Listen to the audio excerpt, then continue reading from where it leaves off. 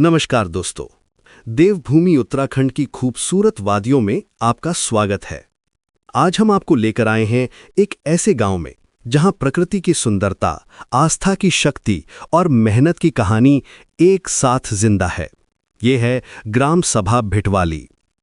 पहाड़ों के बीच बसा ये गांव अपनी उपजाऊ जमीन के लिए जाना जाता है। यहां पानी की कोई कमी नहीं है।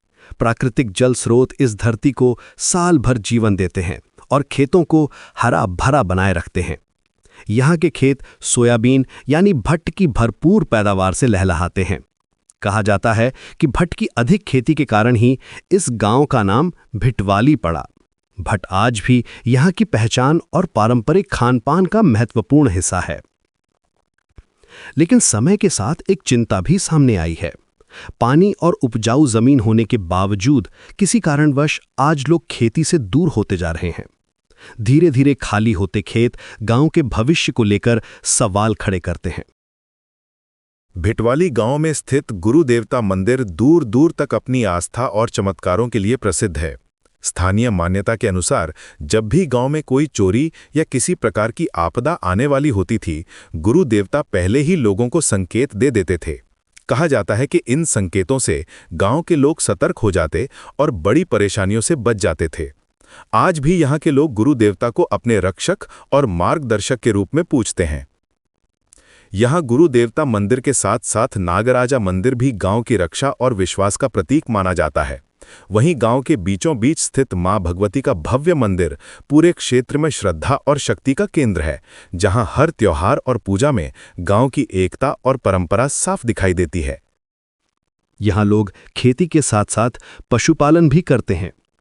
इसी गांव में उम्मीद की एक नई कहानी भी लिखी जा रही है। देवभूमि नेचुरल फूड की शुरुआत साल 2020 में राजेश थपलियाल जी द्वारा की गई। उनका उद्देश्य उत्तराखंड के पारंपरिक और शुद्ध ऑर्गेनिक खाद्य उत्पादों को लोगों तक पहुंचाना और गांव की खेती को नई पहचान देना था।